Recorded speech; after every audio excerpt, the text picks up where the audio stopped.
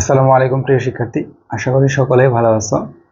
আমি তোমাদের সাইমন ভাইয়া, পড়াশোনা করতেছি স্যার সলিমুল্লাহ মেডিকেল কলেজে। তোমরা সকলেই জানো যে আমরা ইনফোর পক্ষ থেকে একটা এমসিকিউ সলভিং সিরিজ চালু করেছি। সেটা হচ্ছে কি, আমাদের হাজারি স্যারের বইয়ের যত বক্স এমসিকিউ আছে সেগুলো আমরা সলভ করবো। এবার আজকের ক্লাসটা আমাদের দ্বিতীয় ক্লাস, এবং এই ক্লাসে আমরা গুণগত রসায়নে হাজারি স্যারের বইয়ের যতগুলো বক্স এমসিকিউ আছে সবগুলো এমসিকিউ আজকে আমরা সলভ করব। তো কথা না বাড়িয়ে শুরু করা যাক। দেখো, 1 নম্বর এমসিকিউ যেটা এখানে বলা হয়েছে যে আলফা কণা বিচ্ছুরণ পরীক্ষায় পর্দায় কৃষির প্রলেপ ছিল। দেখো ভাই, আমরা সকলে কিন্তু রাদারফোর্ডের আলফা কণা বিচ্ছুরণ পরীক্ষা সম্পর্কে জানি, এবং এই সম্পর্কে এই কোয়েশ্চনটা কিন্তু করা হয়েছে। দেখো ভাইরা, এখন আলফা কণা বিচ্ছুরণ পরীক্ষায় রাদারফোর্ড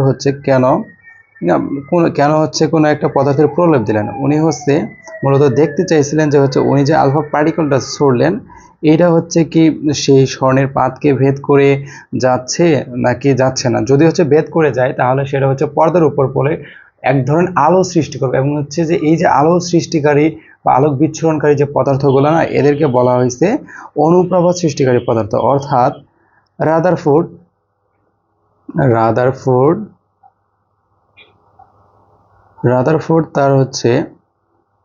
তার আলফা কণা বিচ্ছুরণ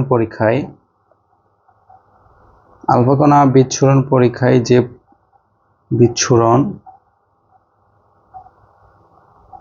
পরীক্ষায় অনুপ্রভা সৃষ্টিকারী পদার্থ ব্যবহার করে। অনুপ্রভা সৃষ্টিকারী পদার্থ ব্যবহার করে। অনুপ্রভা সৃষ্টিকারী পদার্থ ব্যবহার করেন, এবং উনি যে পদার্থটা ব্যবহার করেন এটা ছিল মূলত জিঙ্ক সালফাইড। কি ছিল ভাইয়েরা? পদার্থটা ছিল মূলত জিঙ্ক সালফাইড। এবং দেখো, এই যে অনুপ্রভা সৃষ্টিকারী পদার্থ, এদেরকে ইংরেজিতে বলা হয় ফ্লোরেসেন্ট। কি বলা হয় ভাইয়েরা? এদেরকে ইংরেজিতে বলা হয়ে থাকে ফ্লোরেসেন্ট। দেখো ভাইরা, আমরা অপশনগুলো দেখি। ক নম্বর অপশনে বলা হয়েছে যে সিলভার ক্লোরাইড। দেখো ভাইরা, সিলভার ক্লোরাইড কিন্তু অনুপ্রবাহ সৃষ্টিকারী পদার্থ না। খ নম্বর অপশনে বলা হয়েছে যে জিঙ্ক সালফাইড। দেখো ভাইরা, আমরা কি পড়লাম? একটু আগে পড়লাম যে রাদারফোর্ড তার আলফা কণা বিচ্ছুরণ পরীক্ষায় পর্দার যে প্রলেপটা ব্যবহার করছিলেন সেটা ছিল একটা জিঙ্ক সালফাইডের প্রলেপ, এবং জিঙ্ক সালফাইড একটা অনুপ্রভা সৃষ্টিকারী পদার্থ, যারা আলোক বিচ্ছুরণ করতে পারে। দেখো ভাইরা, তাহলে আমাদের কাঙ্ক্ষিত আনসার কি? কাঙ্ক্ষিত আনসার জিঙ্ক সালফাইড। দেখো, এই গ নম্বর বলছে লেড সালফাইড, এটাও আমাদের আনসার হবে না। ঘ নম্বর বলছে নিকেল সালফাইড, এটাও আমাদের আনসার হবে না। পরবর্তীতে এমসিকিউতে আসা যাক। পরবর্তী এমসিকিউতে বলা হয়েছে যে বোর পরমাণু মডেলের সাফল্য হলো। বোর পরমাণু মডেলের সাফল্য সম্পর্কে বলা হয়েছে। দেখো, প্রথমে বলা হয়েছে 1 নম্বর অপশনে স্থির শক্তির অরবিটের ধারণা। দেখো ভাই, আমরা যখন রাদারফোর্ডের বোর পরমাণু মডেলটা পড়ছিলাম, তখন আমরা কি দেখছিলাম যে সেন্টারে থাকে নিউক্লিয়াস, এবং নিউক্লিয়াসকে কেন্দ্র করে একটা নির্দিষ্ট শক্তির কক্ষপথে ইলেকট্রনগুলো অলওয়েজ কি করতেছে? রোটেট করতেছে। হ্যাঁ, ইলেকট্রনগুলো রোটেট করার সময় কোনোরূপ শক্তির শোষণ বা বিকিরণ করে না। অর্থাৎ যে শক্তি স্তরে ইলেকট্রন আছে সেই শক্তি স্তরের শক্তিমান কিন্তু নির্দিষ্ট। তার মানে কি, আমরা বোর পরমাণু মডেল থেকে স্থির শক্তির অরবিটের ধারণা পাই। তাহলে 1 নম্বর অপশনটা আমাদের সঠিক। তারপরে দেখো ভাই, 2 নম্বর অপশনে বলা হয়েছে এক ইলেকট্রন বিশিষ্ট পরমাণু বা আয়নের বর্ণালী সৃষ্টির সুষ্ঠু ব্যাখ্যা। দেখো ভাই, আমরা কি দেখছিলাম?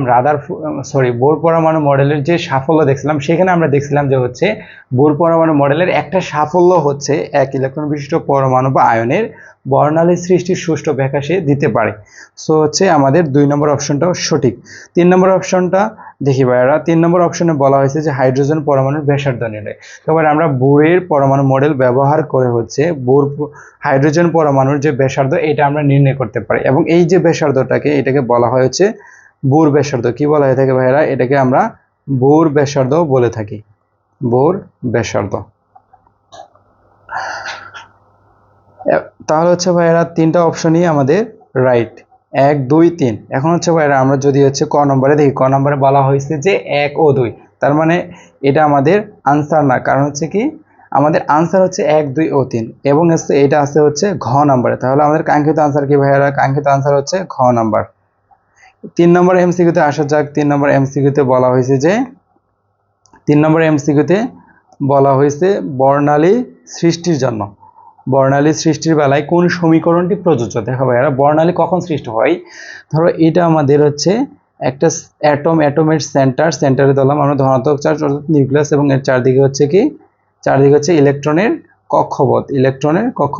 ইলেকট্রনগুলো হচ্ছে সবসময় হচ্ছে এই যে কক্ষপথগুলোতে হচ্ছে ঘূর্ণায়মান অবস্থায় আছে, এই ঘূর্ণায়মান অবস্থায় হচ্ছে তারা কোনোরূপ শক্তি শোষণ বা বিকিরণ করে না, বাট হচ্ছে কিন্তু তারা যখন হচ্ছে শক্তির শোষণ করে, কি করে ভাইরা শক্তির শোষণ করে, তারা হচ্ছে নিম্ন শক্তি স্তর থেকে লাফিয়ে উচ্চ শক্তি স্তরে চলে যায় কোয়ান্টাম লম্ফের মাধ্যমে, এবং যখন তারা শক্তির বিকিরণ করে তখন তারা হচ্ছে উচ্চ শক্তি স্তর থেকে নিম্ন শক্তি স্তরে চলে আসে। এই যে উচ্চ শক্তি স্তর থেকে নিম্ন শক্তি স্তরে আসা বা নিম্ন শক্তি স্তর থেকে উচ্চ শক্তি স্তরে যাওয়ার সময় হচ্ছে বর্ণালী সৃষ্টি হয়। যখন ইলেকট্রন নিম্ন শক্তি স্তর থেকে উচ্চ শক্তি স্তরে যায় তখন যে বর্ণালী সৃষ্টি হয় তাকে বলা হয় শোষণ বর্ণালী, এবং হচ্ছে যখন উচ্চ শক্তি স্তর থেকে হচ্ছে নিম্ন শক্তি স্তরে আসে তখন তাকে বলা হয় উজ্জ্বল বর্ণালী বা বিকিরণ বর্ণালী। তার মানে হচ্ছে কি ভাইরা, আমরা হচ্ছে বর্ণালী সৃষ্টির ব্যাখ্যা তো এখানে জানলাম, এবং হচ্ছে এই যে বর্ণালী ইলেকট্রন যখন উচ্চ শক্তি স্তর থেকে নিম্ন শক্তি স্তরে আসে তখন একটা নির্দিষ্ট পরিমাণ শক্তির বিকিরণ ঘটে, এবং এই যে শক্তির বিকিরণ এটাকে ডেল্টা ই দ্বারা যদি আমরা প্রকাশ করি তাহলে এই শক্তির পরিমাণটা হবে এইচ নিউ। দেখো ভাইরা, এই অপশনটা আমরা যদি এখানে চিন্তা করি তাহলে ক নম্বরে বলা হয়েছে যে এমবিআর সমান NH/2 পাই। ভাইরা, এটা আমরা কি জানি, এটা হচ্ছে কৌণিক ভরবেগ সম্পর্কিত রাশি, তার মানে এটা আমাদের কাঙ্ক্ষিত আনসার না। তারপর খ নম্বরে বলা হয়েছে ডেল্টা ই সমান এইচ নিউ। দেখো ভাইরা, আমরা একটু আগেই দেখলাম ডেল্টা ই সমান এইচ নিউ, এটা হচ্ছে বর্ণালী সৃষ্টির বেলায় এই সমীকরণটা প্রযোজ্য। তাহলে আমাদের কাঙ্ক্ষিত আনসার কি ভাইরা? কাঙ্ক্ষিত আনসারটা হচ্ছে ডেল্টা ই সমান এইচ নিউ, অর্থাৎ খ নম্বর অপশনটা রাইট। বাকি অপশনগুলো আমরা একটু দেখে নিই। বাকি অপশনগুলোর মধ্যে হচ্ছে গ নম্বরে বলা হয়েছে n = কি 2 MBR। এটা মূলত হচ্ছে এই যে ক নম্বর অপশন, এইটারই হচ্ছে একটা আরেকটা রূপ। এখানে হচ্ছে তোমার সমীকরণ ডান পাশে আর বাম পাশে কিছু কাজ করা হয়েছে জাস্ট। এটা হচ্ছে আমাদের কাঙ্ক্ষিত আনসার না। ঘ নম্বরে বলা হয়েছে 1/λ = RH, তার মানে RH 1/n1² - 1/n2²। এটা কি ভাইরা? এটা আমরা জানি হচ্ছে রিডবার্গের সমীকরণ, তাহলে এটাও আমাদের কাঙ্ক্ষিত আনসার হবে না।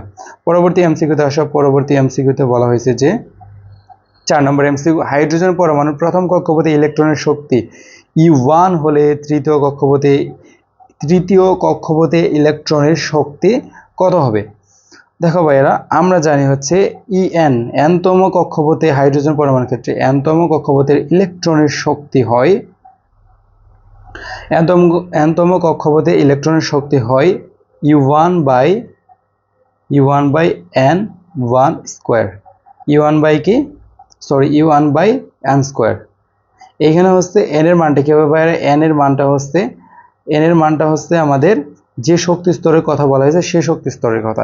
এখন বলা হয়েছে যে তৃতীয় কক্ষপথের শক্তি কত। তৃতীয় কক্ষপথের শক্তি যদি আমরা চিন্তা করি তাহলে হচ্ছে উপরে E1 থাকবে এবং নিচে কি আসবে ভাইরা? নিচে আসবে হচ্ছে n এর মান কত? 3 এর যদি আমরা স্কোয়ার করি তাহলে আসবে কত? E1/9।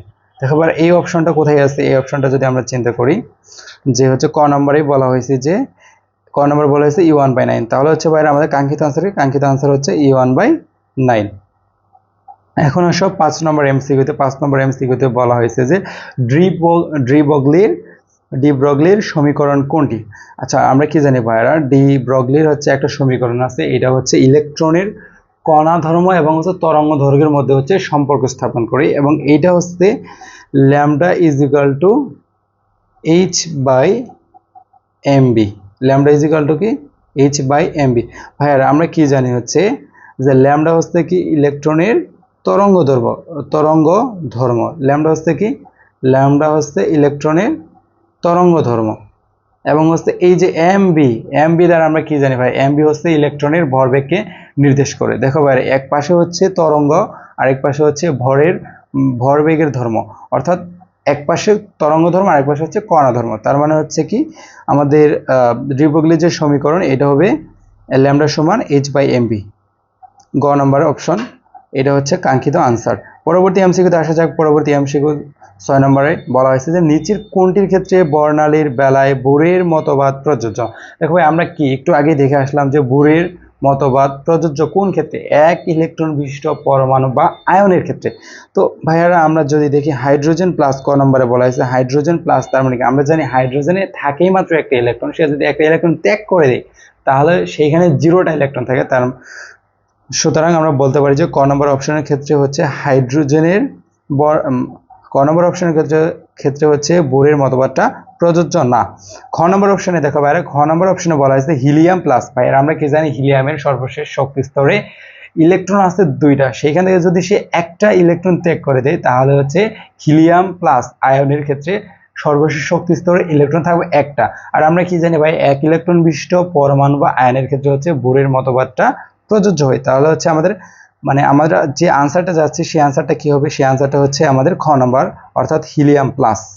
দেখো ভাইরা আমরা বাকি অপশনগুলো একটু দেখি। বাকি অপশনে কি বলা হয়েছে? গ নম্বরে বলা হয়েছে লিথিয়াম প্লাস। আমরা কি জানি ভাইয়ারা, লিথিয়ামের সর্বশেষ শক্তি স্তরে ইলেকট্রন আছে 3টা, সে যদি একটা ইলেকট্রন ছেড়ে দেয় তাহলে সর্বশেষ শক্তি স্তরে ইলেকট্রন থাকবে 2টা। তার মানে হচ্ছে এই ক্ষেত্রে হচ্ছে বোরের মতবাদটা প্রযোজ্য হবে না। এবং অনুরূপভাবে হচ্ছে বেরিলিয়াম 2+ এর ক্ষেত্রেও প্রযোজ্য হবে না। এখন আসো 7 নম্বর এমসিকিউ। 7 নম্বর এমসিকিউতে বলা হয়েছে নাইট্রোজেনের প্রকৃত ভর কত? দেখো ভাইরা আমরা একটা সূত্র জানি নাইট্রোজেনে, আমরা হচ্ছে একটা সূত্র জানি, সূত্রটা হচ্ছে এরকম: পরমাণুর প্রকৃত ভর ইজ ইকাল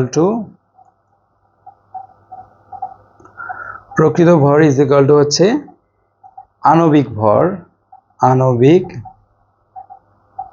ভর ডিভাইডেড বাই এক, মানে ডালটন, অর্থাৎ কার্বন 12 1/12 যে অংশ আছে এটাকে আমরা কি বলে থাকি? 1 ডালটন বলে থাকি। এই সংখ্যাটা হচ্ছে 1.6605 ইন্টু 10⁻⁻²4। এখান থেকে আমরা নাইট্রোজেনের প্রকৃত ভর যদি বের করি, নাইট্রোজেনের প্রকৃত ভর, সরি আমাদের হচ্ছে একটু ভুল হয়ে গেছে, ভুলটা হচ্ছে এইখানে আণবিক ভরটা হবে বাম পাশে এবং সমীকরণের, এবং হচ্ছে ডান পাশে হবে হচ্ছে তোমার প্রকৃত ভর। দেখো আমরা এটাকে যদি একটু কারেকশন করে লিখি তাহলে এরকম আসবে: বাম পাশে হচ্ছে আণবিক ভর আর উপরে হবে কি? উপরে হবে প্রকৃত ভর। তো ভাইরা আমরা প্রকৃত ভর এইখান থেকে যদি কাজ করি, আমরা জানি নাইট্রোজেনের আণবিক ভর কত? নাইট্রোজেনের আণবিক ভর হচ্ছে 28। সো হচ্ছে যদি আমরা এপাশ ওপাশ করি তাহলে আনসারটা আসবে 28 into 1.6605 into 10⁻⁻² is equal two কি? নাইট্রোজেনের আণবিক ভর। দেখো ভাইরা আমরা যদি হচ্ছে ক নম্বর অপশনে দেখি, ক নম্বরে বলা হয়েছে 14 ইন্টু 1.66 ইন্টু 10⁻⁻²4, তাহলে হচ্ছে এটা আমাদের আনসার হবে না। খ নম্বরে বলা হয়েছে 28 ইন্টু 1.66 ইন্টু 10⁻⁻²4। এখানে একটু সূক্ষ্ম পার্থক্য আছে কি, 05টা নাই 66 এর পরে, সো এটাও আমাদের আনসার হবে না। গ নম্বর অপশনে বলা হয়েছে 28 ইন্টু 1.6605 ইন্টু 10⁻⁻²4, তার মানে হচ্ছে কি এটা আমাদের কাঙ্ক্ষিত আনসার। দেখো ভাইয়ারা ঘ নম্বরে কিন্তু হচ্ছে সেম কথাটাই বলা আছে, তার মানে হচ্ছে কি আমাদের গ ঘ দুইটাই হচ্ছে আনসার। এরপরে 8 নম্বর এমসিকিউ। 8 নম্বর এমসিকিউতে বলা হয়েছে যে পি উপশক্তি স্তরের জন্য নিচের কোনটি প্রযোজ্য? দেখো ভাইয়ারা পি উপশক্তি স্তরের জন্য আমরা কি জানি হচ্ছে যে পি উপশক্তি স্তরের জন্য হচ্ছে এল এর মান কি হয়? এল এর মান হয় 1। এল এর মান 1 কেন হয়? আমরা জানি কোনো একটা শক্তি স্তরে এল এর মান n-1 পর্যন্ত হতে পারে 0 সহ, এবং সেই ক্ষেত্রে হচ্ছে পি এর মানটা আছে এল সমান কত? 1। এবং হচ্ছে এল সমান 1 হলে সেই ক্ষেত্রে হচ্ছে চুম্বক কোয়ান্টাম সংখ্যা এম এর মান হয়ে থাকে, এম এর মান নির্ভর করে এল এর উপর, এবং সেটা হয়ে থাকে 0 সহ প্লাস মাইনাস এল, অর্থাৎ 0 সহ যদি আমরা প্লাস মাইনাস এল করি, 0 সহ প্লাস মাইনাস এল, তাহলে আমাদের কি আসবে এখানে? এই ক্ষেত্রে আসবে হচ্ছে 0 +1 এবং -1, অর্থাৎ হচ্ছে 3টা, অর্থাৎ এম এর আমরা 3টা মান পাবো। এম এর কয়টা মান পাবো? 3টা। তাহলে হচ্ছে অরবিটাল করে এম এর মান যেহেতু 3টা, তার মানে হচ্ছে আমাদের অরবিটালও হচ্ছে কয়টা? অরবিটালও 3টা। এখন হচ্ছে আমরা অপশনগুলো দেখি, অপশনগুলো খেয়াল করি। 1 নম্বর অপশনে বলা হয়েছে এল সমান 1, তার মানে হচ্ছে কি এটা আমাদের আনসার ঠিক আছে। তারপর খ নম্বরে বলা হয়েছে এম এর মান হচ্ছে -1, 0 এবং +1, তার মানে হচ্ছে এই অপশনটাও সঠিক। বাট গ 3 নম্বর অপশনে বলা হয়েছে, 3 নম্বর অপশনে বলা হয়েছে যে অরবিটাল সংখ্যা 2টা। দেখো ভাই আমরা দেখলাম হচ্ছে অরবিটাল সংখ্যা হচ্ছে 3টা, তাহলে হচ্ছে এই অপশনটা সঠিক নয়। এখন হচ্ছে আমরা দেখি সঠিক উত্তর কোনটা, তাহলে সঠিক উত্তর হচ্ছে 1 ও 2, এবং 1 ও 2 অপশনটা আছে ক নম্বরে, তাহলে হচ্ছে আমাদের কাঙ্ক্ষিত আনসার কি, কাঙ্ক্ষিত আনসার হচ্ছে ক নম্বর। তারপর 9 নম্বর এমসিকিউ, 9 নম্বর এমসিকিউতে বলা হয়েছে আলফা কণা কোনটি ভাইয়া? আমরা জানি হচ্ছে আলফা কণা হচ্ছে দ্বিধনাত্মক হিলিয়াম নিউক্লিয়াস, অর্থাৎ যদি আমরা একটা হিলিয়াম নেই, হিলিয়ামের এদিকে হচ্ছে নিচের দিকে থাকবে হচ্ছে প্রোটন সংখ্যা বা পারমাণবিক সংখ্যা, এবং উপরের দিকে থাকবে বল সংখ্যা বা অ্যাটমিক মাস, এবং উপরে থাকবে হচ্ছে কি চার্জ। অর্থাৎ হিলিয়াম থেকে যদি আমরা 2টা ইলেকট্রন বের করে দিই তাহলে হবে দ্বিধনাত্মক হিলিয়াম নিউক্লিয়াস, এবং এইটা হচ্ছে আমাদের আলফা পার্টিকেল। দেখো ভাই এই অপশনটা আছে হচ্ছে ঘ নম্বরে, তাহলে হচ্ছে আমাদের কাঙ্ক্ষিত আনসার কি, কাঙ্ক্ষিত আনসার হচ্ছে ঘ নাম্বার।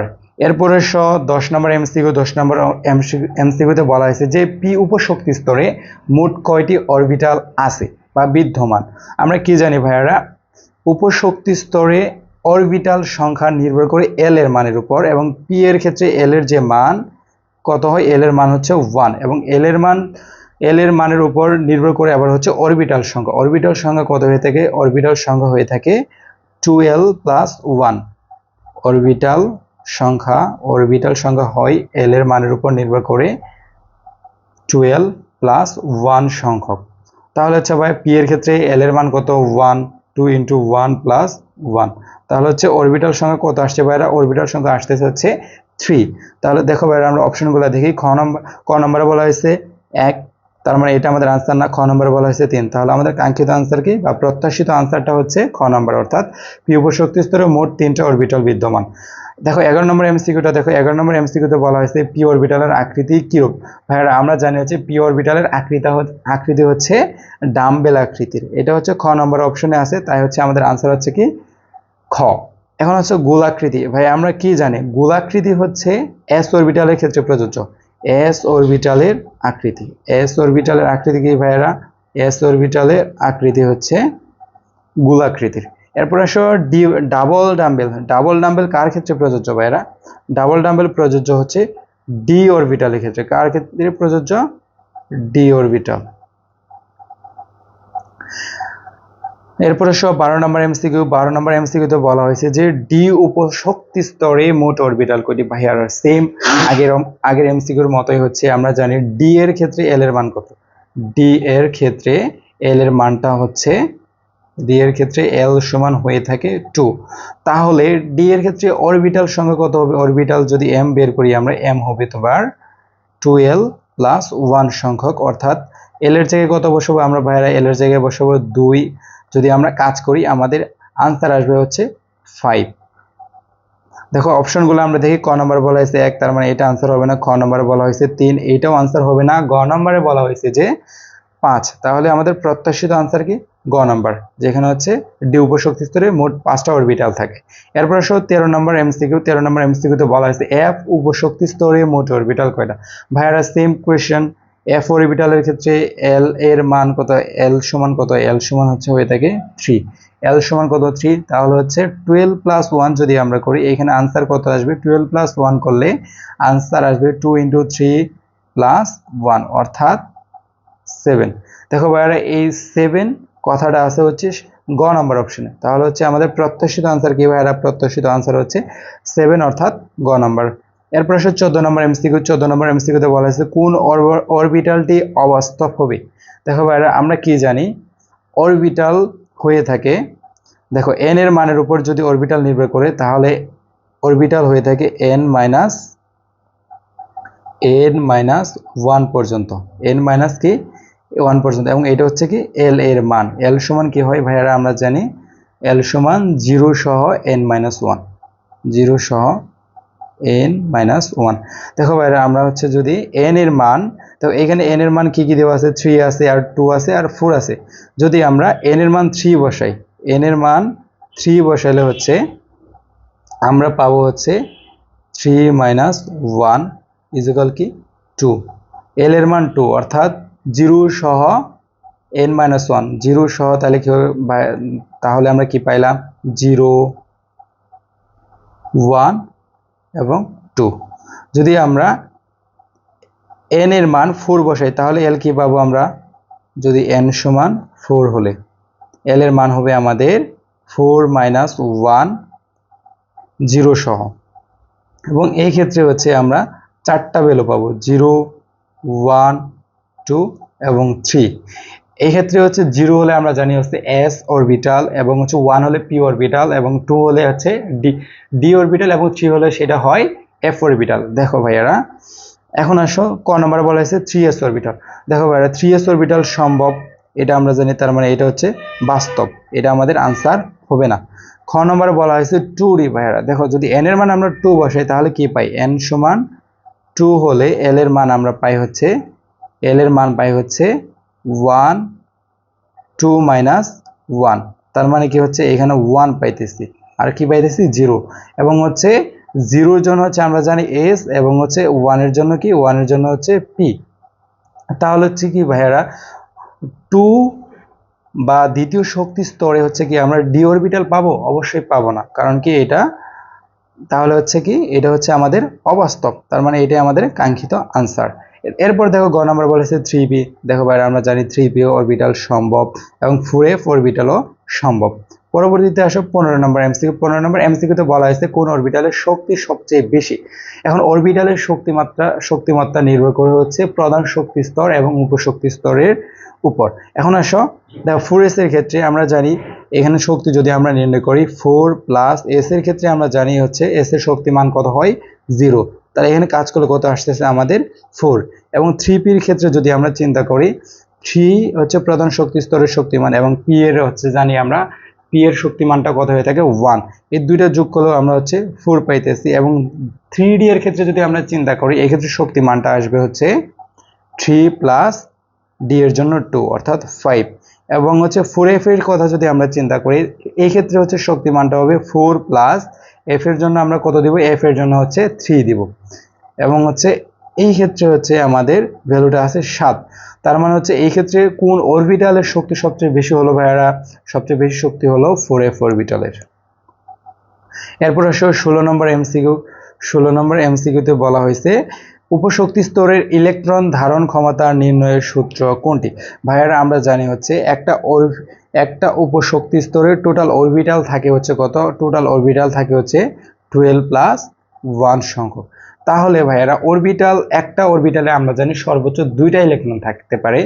যদি 12 প্লাস 1 সংখ্যক উপশক্তি স্তরে অরবিটাল থাকে তাহলে সেই অরবিটাল সংখ্যাকে যদি আমরা 2 দ্বারা গুণ করে দেই তাহলে হচ্ছে সেই অরবিটালে আমরা টোটাল ইলেকট্রন সংখ্যাটা পাবো, তার মানে হচ্ছে 2 × 12 + 1, এটা হচ্ছে উপশক্তি স্তরে ইলেকট্রন ধারণ ক্ষমতা নির্ণয়ের সূত্র। এখন আসলে ভাইয়ারা আমরা অপশনগুলো থেকে ক নম্বরে বলা হয়েছে 2n², তার মানে অবশ্যই এটা আমাদের আনসার না। খ নম্বরে বলা হয়েছে 12 + 1, এটাও না। গ নম্বরে বলা হয়েছে 2 × 12 + 1, তাহলে আমাদের প্রত্যাশিত আনসার হচ্ছে গ নম্বরটা। এরপরে 17 নম্বর এমসিকিউ, ফেরাসের ইলেকট্রন বিন্যাসে n সমান 3 l সমান 2 হলে কয়টি অরবিটাল সম্ভব। দেখো ভাইয়ারা n সমান 3 এবং হচ্ছে l সমান 2 হলে আমরা কি জানি, l সমান 2 হলে সেটা হচ্ছে d অরবিটাল, তাহলে হচ্ছে আমাদের হচ্ছে অরবিটালটা হবে 3d। কোন অরবিটাল হবে ভাইয়ারা, 3d অরবিটাল। এবং হচ্ছে 3d অরবিটালের ক্ষেত্রে হচ্ছে আমরা জানি কয়টা অরবিটাল সম্ভব, টোটাল হচ্ছে 5টা। যেহেতু l এর মান হচ্ছে 2, l এর মান কত, l এর মান 2, তাহলে হচ্ছে আমাদের টোটাল অরবিটাল সম্ভব হচ্ছে 12 + 1 সংখ্যক, অর্থাৎ 2 × 2 + 1 বা 5, 5টা অরবিটাল সম্ভব। দেখো ভাইরা 5 ক নম্বর অপশনে হচ্ছে বলা হয়েছে 2টা, তার মানে এটা আমাদের আনসার হবে না। খ নম্বরে বলা হয়েছে 3, এটাও আনসার হবে না। গ নম্বরে বলা হয়েছে 5, তাহলে আমাদের প্রত্যাশিত আনসার কি ভাইয়া, প্রত্যাশিত আনসার হচ্ছে গ নম্বর 5টি। এরপর 18 নম্বর এমসিকিউ। 18 নম্বর এমসিকিউতে বলা হয়েছে কোন নীতির ভিত্তিতে মূলত অরবিটালে ইলেকট্রন বিন্যস্ত হয়। ভাইয়ারা আমরা হচ্ছে ইলেকট্রন বিন্যাসের কয়েকটা নীতি দেখছিলাম, এর মধ্যে একটা ছিল হচ্ছে আউফবাউ নীতি, আর একটা ছিল মুন্ডে নীতি, এবং ছিল পালির বর্জন নীতি। এদের মধ্যে হচ্ছে আউফবাউ নীতিটাই হচ্ছে বেস বা ভিত্তি, কারণ হচ্ছে ইলেকট্রন সবার প্রথমে প্রবেশ করে নিম্ন শক্তির অরবিটালে, তারপর আস্তে আস্তে উচ্চ শক্তির অরবিটালে প্রবেশ করে, এবং এইটাই হচ্ছে ইলেকট্রন বিন্যাসের মূল নীতি। এবং হচ্ছে তাহলে আমাদের কাঙ্ক্ষিত আনসার কি ভাইরা, কাঙ্ক্ষিত আনসার হচ্ছে খ, অর্থাৎ আউফবাউ নীতি। এরপর এসো 19 নম্বর এমসিকিউতে বলা হয়েছে ক্রোমিয়াম পরমাণুতে কয়টি অযুগ্ম ইলেকট্রন বা বিজোড় ইলেকট্রন আছে। দেখো ভাই আমরা যদি ক্রোমিয়ামের ইলেকট্রন বিন্যাস করি, ক্রোমিয়াম কত, ক্রোমিয়াম হচ্ছে 24, তার মানে কি এইখানে হবে আমাদের আর্গন পর্যন্ত আমরা আর করে দেখালাম না। আর্গন হচ্ছে কত ভাইরা আমরা জানি 18, 18 পরে আমাদের কি কি আছে, 3d অরবিটাল আছে আর হচ্ছে 4s অরবিটাল আছে। দেখো ভাইরা 24, তার মানে হচ্ছে আমাদের আর হাতে ইলেকট্রন বাকি আছে 6টা, 6টার মধ্যে হচ্ছে 5টা যাবে হচ্ছে ডিতে এবং হচ্ছে একটা যাবে হচ্ছে এস এ। কারণ কি, এর কারণ হচ্ছে আমরা জানি হচ্ছে পূর্ণ এবং অর্ধপূর্ণ অরবিটালগুলো অধিক সুস্থিত হয়ে থাকে। এখন দেখো ভাইয়ারা যদি আমরা হচ্ছে এখানে 3d 4 দিতাম এবং 4s 2 দিতাম, তাহলে একটা পূর্ণ হইতো, আরেকটা হচ্ছে কি হতো, আরেকটা হচ্ছে অর্ধপূর্ণও হইতো না, তার মানে অপূর্ণ থাকতো এবং হচ্ছে এইটার সুস্থিতি কম হইতো। যদি হচ্ছে আমরা 3d 5 এবং 4s 1 করি তাহলে এই ইলেকট্রন বিন্যাসের সুস্থিতিটা বেশি হবে, যার জন্য হচ্ছে ক্রোমিয়ামের ইলেকট্রন বিন্যাসটা এরকম হয়ে থাকে। অর্থাৎ ক্রোমিয়ামের ইলেকট্রন বিন্যাসটা সাধারণত সাধারণ ইলেকট্রন বিন্যাসের নিয়ম থেকে ব্যতিক্রম হয়ে থাকে। এখন আসো ভাইয়ারা আমরা বিজোড় ইলেকট্রন যদি চিন্তা করি তাহলে হচ্ছে 3d 5, এখানে হচ্ছে 5টা ইলেকট্রনই হচ্ছে অযুগ্ম, 5টা ইলেকট্রন কি অযুগ্ম এবং হচ্ছে 4s 1 এরটাও অযুগ্ম। তার মানে হচ্ছে আমাদের টোটাল অযুগ্ম ইলেকট্রন কয়টা পাচ্ছি, বা টোটাল অযুগ্ম ইলেকট্রন হচ্ছে 6টা। দেখো ক নম্বরে বলা হয়েছে 3, এটা আনসার না। খ নম্বরে 4, গ নম্বরে 5, এটাও আনসার না। আমাদের ঘ নম্বরে বলা হয়েছে 6, তাহলে আমাদের প্রত্যাশিত আনসার কি, ঘ নম্বরে।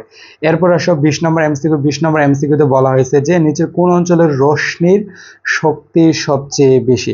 দেখো ভাইরা আমরা জানি হচ্ছে যার তরঙ্গ দৈর্ঘ্য সবচেয়ে কম তার শক্তি সবচেয়ে বেশি।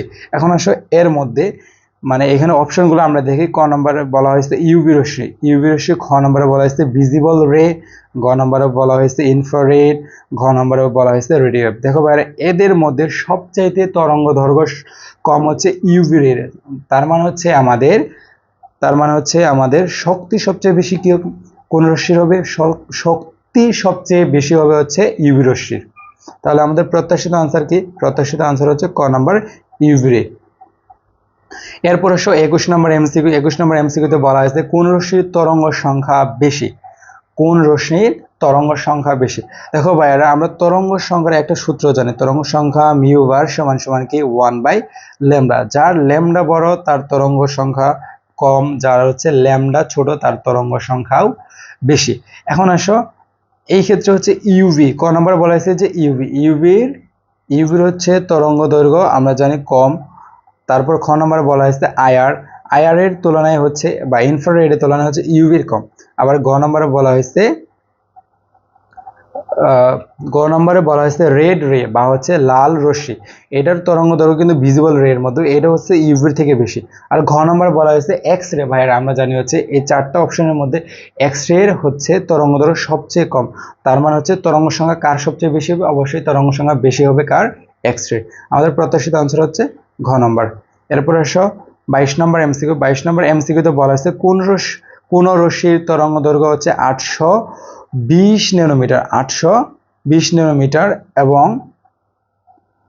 তাহলে ওই রশ্মির হচ্ছে শক্তি কত হবে। ভাই আমরা তরঙ্গ দৈর্ঘ্য থাকলে হচ্ছে আমরা সেই রশ্মির শক্তি বের করতে পারি, এবং এটা বের করি আমরা E সমান সমান hc/λ সূত্র দ্বারা।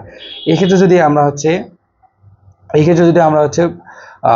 এই সমীকরণের ডান পাশে ভ্যালুগুলো বসাই তাহলে হচ্ছে এইচ এর মান কত আমরা জানি হচ্ছে 6.34 ইন্টু 10⁻⁻34। আর এখানে হচ্ছে কি আমাদের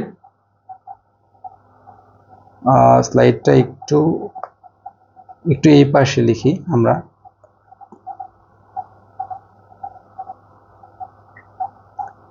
এক্ষেত্রে যদি আমরা হচ্ছে ভ্যালুগুলো বসাই তাহলে আমাদের হচ্ছে কাঙ্ক্ষিত আনসার আসবে হচ্ছে 2.424 ইন্টু 10⁻19 জুল।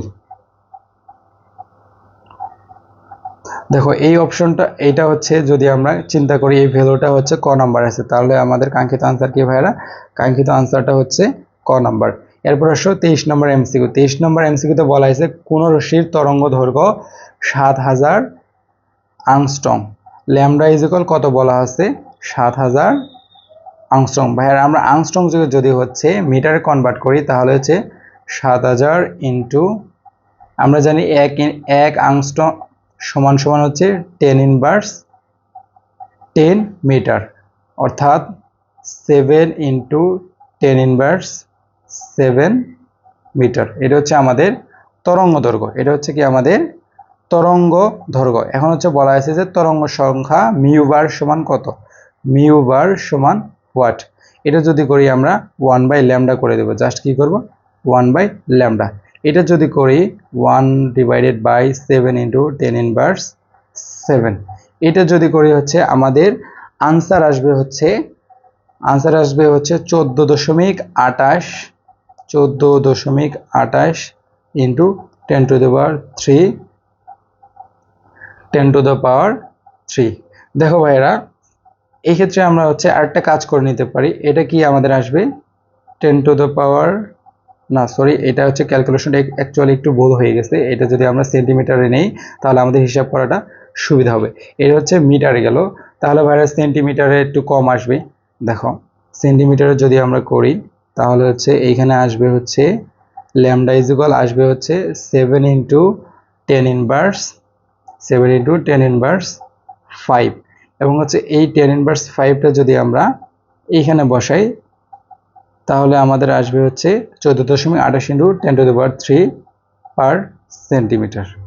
দেখো বাইরে এটা কোন অপশনে আছে? এটা যদি আমরা চিন্তা করি, এটা হচ্ছে আছে হচ্ছে আমাদের খ নম্বরে। তাহলে আমাদের আনসার হচ্ছে কি খ নম্বর।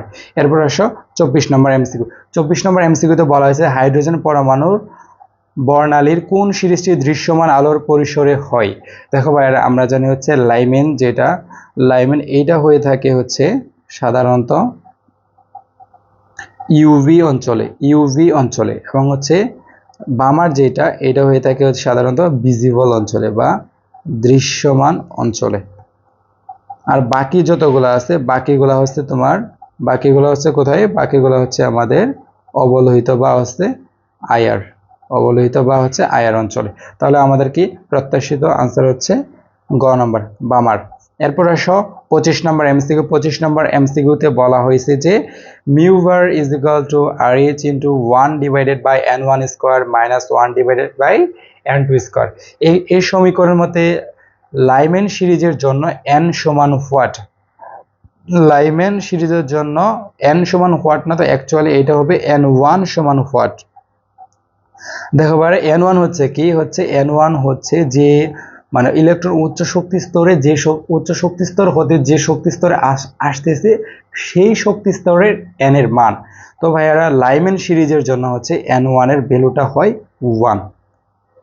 এরপর আসো 26 নম্বর এমসিকিউ। 26 নম্বর এমসিকিউতে বলা হয়েছে মানব শরীর থেকে কোন রশ্মি বিকিরিত হয়?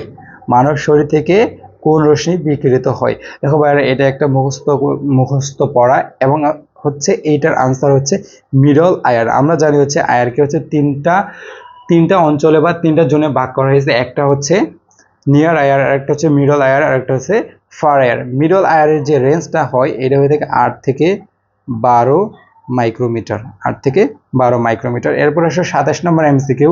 27 নম্বর এমসিকিউতে বলা হয়েছে জাল টাকা শনাক্তকরণে কোন তড়িৎ চুম্বকীয় রশ্মি ব্যবহার করা হয়? ভাইরা, এটা আমরা খুব ভালো করে জানি যে জাল টাকা শনাক্তকরণে হচ্ছে ইউভি রেটা ব্যবহার করা হয়। তাহলে আমাদের প্রত্যাশিত আনসার কি? প্রত্যাশিত আনসার হচ্ছে গ নম্বরটা। এরপর আসো 28 নম্বর এমসিকিউ। 28 নম্বর এমসিকিউতে বলা হয়েছে শিখা পরীক্ষায় কোন ধাতব মৌল সোনালী হলুদ শিখা দেয়? দেখো ভাইয়ারা, আমরা জানি হচ্ছে শিখা পরীক্ষার মাধ্যমে হচ্ছে কোনো ধাতব আয়নকে আমরা শনাক্ত করতে পারি। এখন আসো ক নম্বরে বলা হয়েছে যে কপার। আমরা জানি ভাইয়ারা কপার কি দেয়? কপার হচ্ছে শিখা পরীক্ষায় হচ্ছে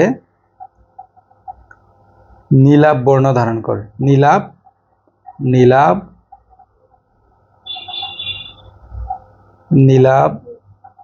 সবুজ বর্ণ ধারণ করে। এরপর আসো খ নম্বরে বলা হয়েছে ক্যালসিয়াম। আমরা জানি হচ্ছে ক্যালসিয়াম হচ্ছে ইটের মতো লাল বর্ণ দেয়। কিসের মতো বর্ণ দেয় ভাইয়ারা? ইটের মতো লাল বর্ণ ধারণ করে। এবং হচ্ছে পটাশিয়াম হচ্ছে বেগুনি বর্ণ দেয়। পটাশিয়াম কোন বর্ণ দেয়? পটাশিয়াম হচ্ছে বেগুনি বর্ণ দেয়। এবং সোডিয়াম হচ্ছে সোনালী হলুদ বর্ণ দেয়। এরপর আসো 29 নম্বর এমসিকিউ। 29 নম্বর এমসিকিউতে বলা হয়েছে যে এমআরআই কি। আমরা ভাইরা জানি এমআরআই এর ফুল মিনিং হচ্ছে ম্যাগনেটিক রেজোন্যান্স ইমেজ। এক্ষেত্রে হচ্ছে এর বাংলাটা যদি করি, এর বাংলাটা হয় চুম্বকীয় অনুরণন প্রতিচ্ছবিকরণ। চুম্বকীয় অনুরণন প্রতিচ্ছবিকরণ।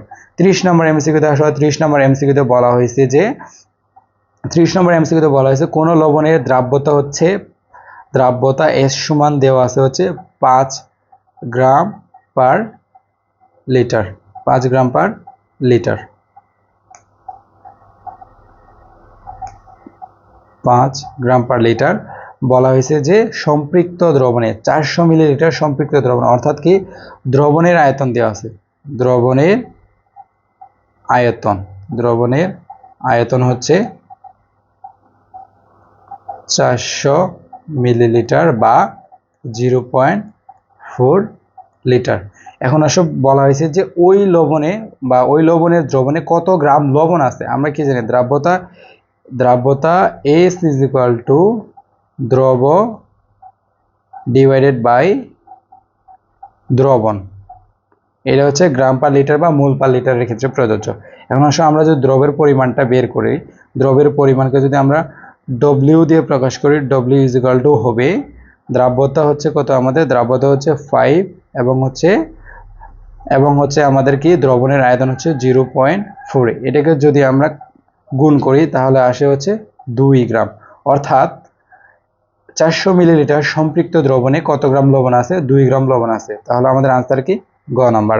এরপর আসো 31 নাম্বার এমসিকিউ। 31 নাম্বার এমসিকিউতে বলা হয়েছে নিচের কোনটি এনএমআর সক্রিয়? এনএমআর সক্রিয়।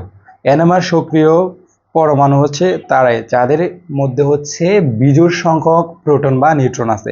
এখন আসো ক নম্বরে বলা হয়েছে যে অক্সিজেন। দেখো অক্সিজেনের হচ্ছে অক্সিজেন 16 বলা হয়েছে। অক্সিজেন 16 প্রোটনের হচ্ছে জোড় সংখ্যা 8 এবং হচ্ছে নিউট্রনটা হচ্ছে কত? নিউট্রনটা হচ্ছে 8। দুটো যদি আমরা বিয়োগ করি তাহলে এটা এনএমআর সক্রিয় না।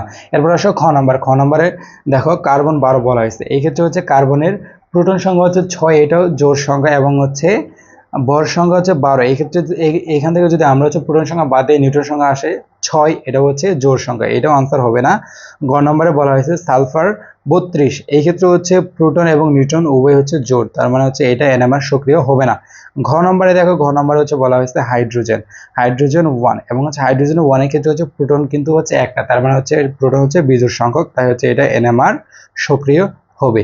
এরপর আসো 32 নম্বর এমসিকিউ। 32 নম্বর এমসিকিউতে বলা হয়েছে যে 25 ডিগ্রি সেলসিয়াসে ম্যাগনেসিয়াম হাইড্রোক্সাইড, 25 ডিগ্রি সেলসিয়াসে হচ্ছে ম্যাগনেসিয়াম হাইড্রোক্সাইডের দ্রাব্যতা গুণফল 4 × 10⁻³ অর্থাৎ কেএসপির ভ্যালুটা দেওয়া আছে। কেএসপির ভ্যালু কত? 4 × 10⁻³ তখন হাইড্রোক্সিল আয়নের মোল পার লিটারে ঘনমাত্রা কত?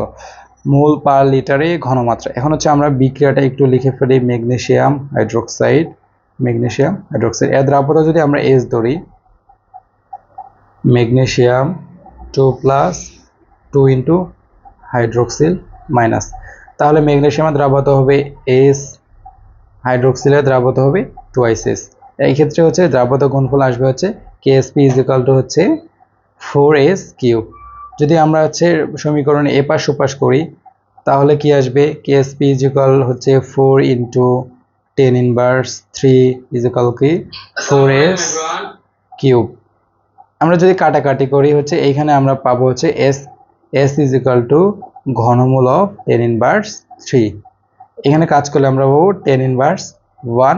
সুতরাং হচ্ছে হাইড্রোক্সিল আয়নের ঘনমাত্রা হচ্ছে 2s বা 2 × 10⁻1। 2 × কি 10⁻1। এটাকে যদি আমরা করি, এটাকে যদি হচ্ছে আমরা কাজ করি তাহলে কি আসবে ভাইরা? এই ক্ষেত্রে আমাদের আনসার আসবে হচ্ছে, এক মিনিট, কোথাও আমাদের একটা ভুল হয়েছে। দেখো কেএসপির মান দেওয়া আছে 4 × 10⁻³ এবং ম্যাগনেসিয়াম হাইড্রোক্সাইডের ক্ষেত্রে হচ্ছে দ্রাব্যতা গুণফল হয়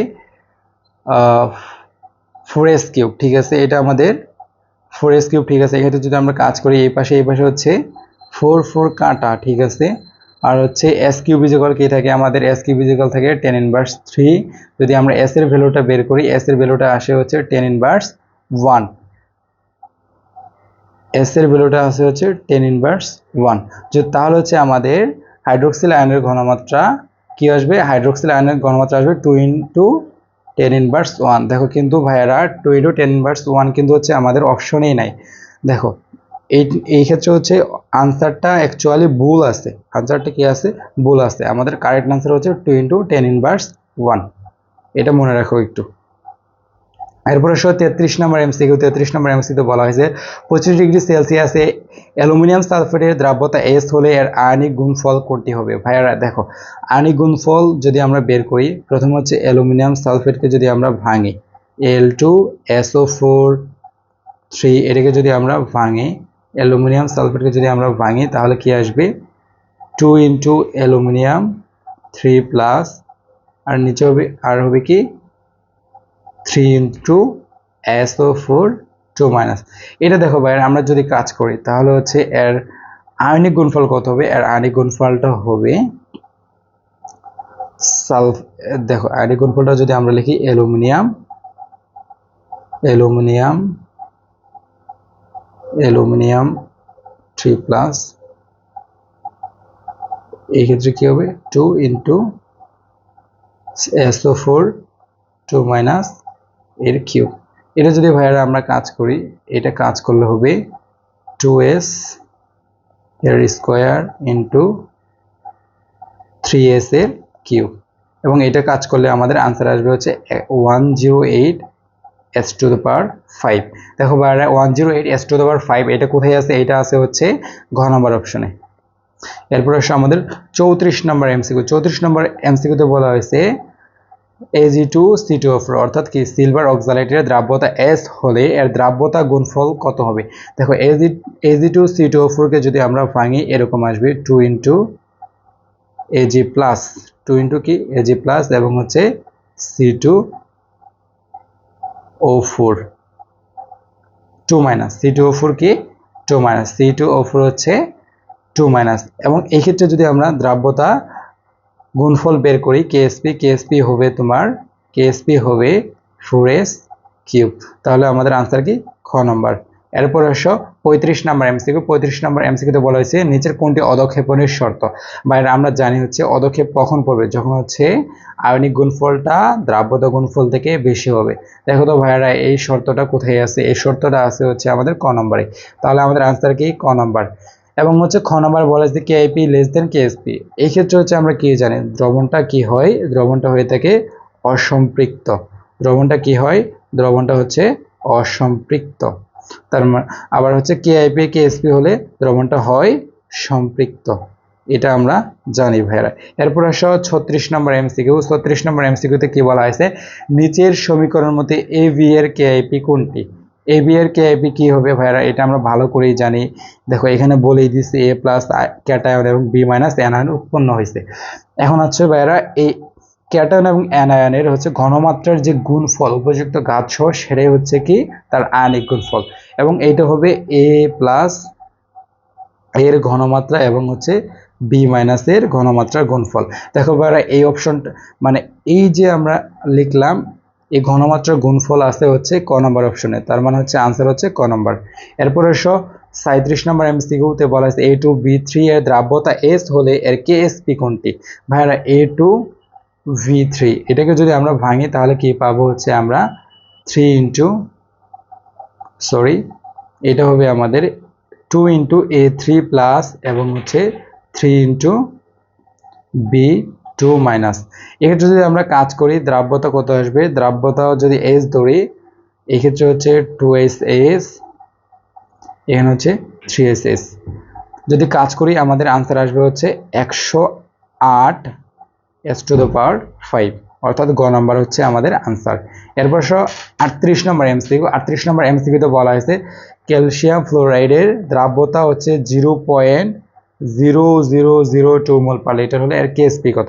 দেখো ভাইরা, ক্যালসিয়াম ফ্লোরাইডকে যদি আমরা বিয়োজিত করি, তাহলে কি পাবো, ক্যালসিয়াম টুয়াইস প্লাস এবং হচ্ছে টুয়াইস ফ্লোরিন মাইনাস। ক্যালসিয়ামের দ্রাব্যতা যদি আমরা এস ধরি, তাহলে হচ্ছে ক্যালসিয়াম ফ্লোরাইডের দ্রাব্যতা এস ধরলে হচ্ছে ক্যালসিয়ামের দ্রাব্যতাও এস, এবং হচ্ছে ফ্লোরাইড আয়নের দ্রাব্যতা হচ্ছে টুয়াইস এস। এখন যদি আমরা কাজ করি দ্রাব্যতা গুণফল আসবে হচ্ছে 4s কিউব, 4s কিউব কত ভাইয়েরা 4s কিউব, এবং হচ্ছে এস এর মানটা দেওয়া আছে 0.0002, 0.0002কে যদি আমরা কনভার্ট করি তাহলে আসবে হচ্ছে 2 × 10⁻⁴, কত 2 × 10⁻⁴। এখন হচ্ছে আমরা এখানে মানটা বসাই দিই 4 × 2 × কত 4 × 2 × 10⁻⁴, এটাকে যদি আমরা কিউব করি তাহলে আমাদের হচ্ছে আমাদের আনসার আসবে হচ্ছে ক নম্বর। তাহলে কত 2.3 × 10⁻11, 2.3 × 10⁻11, এটা হচ্ছে আমাদের প্রত্যাশিত আনসার। এরপর আসো 39 নম্বর এমসিকিউ, সম আয়ন প্রভাব বিদ্যমান কোনটিতে? ভাইরা আমরা জানি হচ্ছে সম আয়ন প্রভাব কি, কোনো একটা স্বল্প দ্রবণীয় লবণে যদি হচ্ছে আমরা একটা তীব্র বিয়োজন মাত্রা সম্পন্ন একটা লবণ যদি যোগ করি তাহলে হচ্ছে কমন আয়ন উৎপন্ন হয়, এবং কমন আয়নের উপস্থিতিতে হচ্ছে স্বল্প দ্রবণীয় যে যৌগ বা লবণটা আছে তার হচ্ছে দ্রাব্যতা গুণফলটা আয়নিক গুণফলটা কমে যায়। এটা হচ্ছে কি আমাদের সম আয়ন প্রভাব। দেখো ক নম্বর অপশনে বলা হয়েছে যে H2S এবং HCl, দেখো ভাইরা এক্ষেত্রে হচ্ছে H2S হচ্ছে স্বল্প দ্রবণীয় এবং HCl হচ্ছে কি অধিক দ্রবণীয়, এবং হচ্ছে আমাদের কমন আয়ন হচ্ছে কি, কমন আয়ন হচ্ছে H+ বা প্রোটন। তার মানে হচ্ছে আমাদের ক নম্বরে যে অপশন বলা হয়েছে H2S এবং HCl এর মধ্যে হচ্ছে সম আয়ন প্রভাব বিদ্যমান। তাহলে আমাদের প্রত্যাশিত আনসার কি? প্রত্যাশিত আনসার হচ্ছে ক নম্বর। এরপর এসো 40 নম্বর এমসিকিউ। 40 নম্বর এমসিকিউতে বলা হয়েছে এক্স ধাতুটি শিখা পরীক্ষায় সোনালী হলুদ বর্ণ দেখায়, এটির আয়নের শনাক্তকারী বিকারক কোনটি? আমরা একটু আগে দেখে আসলাম হচ্ছে যে সোনালী হলুদ বর্ণ প্রদর্শন করে হচ্ছে কি, সোনালী হলুদ বর্ণ প্রদর্শন করে হচ্ছে সোডিয়াম আয়ন, এবং হচ্ছে সোডিয়াম আয়নের যে শনাক্তকরণ করা হয় সেটা করা হয় পটাশিয়াম পাইরোএন্টিমনেট দ্বারা, এবং এর সংকেত হচ্ছে K2H2SB2O7।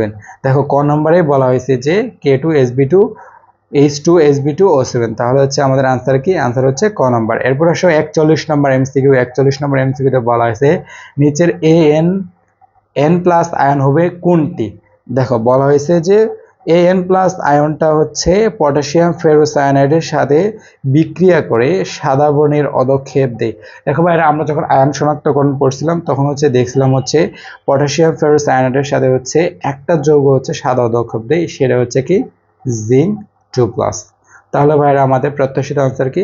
প্রত্যাশিত আনসার হচ্ছে জিঙ্ক 2+, এবং হচ্ছে ক্যালসিয়াম 2+টা হচ্ছে পটাশিয়াম ফেরোসায়ানাইডের সাথে কোনো রিঅ্যাকশনই করে না, অর্থাৎ নো রিঅ্যাকশন। এরপর আসো কপার। কপার কি করে ভাইরা? কপার আমরা জানি হচ্ছে কপার হচ্ছে লালচে বাদামি বর্ণ দেয়। কপার কি দেয়? পটাশিয়াম ফেরোসায়ানাইডের সাথে লালচে বাদামি বর্ণ দেয়, এবং ফেরাস 2+ দেয় হচ্ছে কি হালকা নীল বর্ণ। কি দেয় ভাইরা? হালকা নীল বর্ণ ধারণ করে। তাহলে আমাদের আনসার কি? আনসার হচ্ছে জিঙ্ক 2+। এরপর আসো 42 নম্বর এমসিকিউ বলা হয়েছে পটাশিয়াম ফেরোসায়ানাইড বিকারক দ্বারা নিচের কোনটি শনাক্ত করা যায়? আমরা আগের স্লাইডে দেখে আসলাম হচ্ছে পটাশিয়াম ফেরোসায়ানাইড কপারের সাথে বিক্রিয়া করে, জিঙ্কের সাথে বিক্রিয়া করে, ফেরাসের সাথে বিক্রিয়া করে। তাহলে আমাদের আনসার কি হবে? ঘ নম্বর 1, 2 ও 3। এরপর আসো 43 নম্বর এমসিকিউ। 43 নম্বর এমসিকিউতে বলা হয়েছে আর্গন, তারপর 3d6 4s2 ইলেকট্রন বিন্যাসের মৌলটি হলো, মৌলটির ক্ষেত্রে নিচের কোনটি প্রযোজ্য? আচ্ছা এখন আসো মৌলটির ইলেকট্রন কয়টা টোটাল? আর্গনের জানি আমরা 18টা, আর এইখানে আছে হচ্ছে 3d6 এবং 4s2 অর্থাৎ 8টা, 18 + 8 অর্থাৎ 26 ইলেকট্রন বিশিষ্ট মৌল হচ্ছে কি ফেরাস।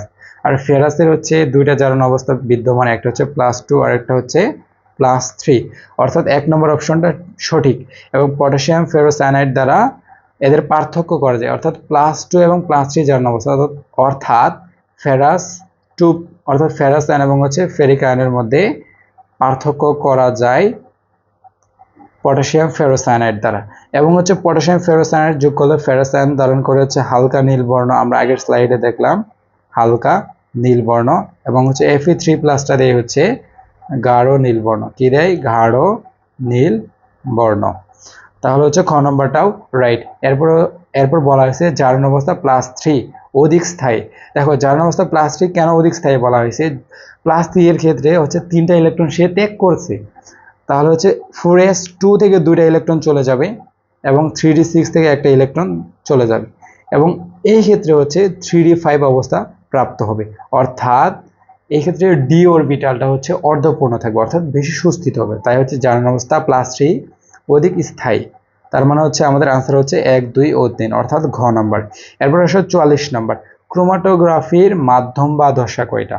ক্রোমাটোগ্রাফির মাধ্যম বা দশা হচ্ছে দুইটা, একটা হচ্ছে স্থির দশা আর একটা হচ্ছে সচল দশা, অর্থাৎ খ নম্বর হচ্ছে আমাদের আনসার। এরপর আসো 45 নাম্বার এমসিকিউ। 45 নাম্বার এমসিকিউ হচ্ছে কি পেপার ক্রোমাটোগ্রাফিতে আরএফ এর কোন মানটি যুক্তিযুক্ত?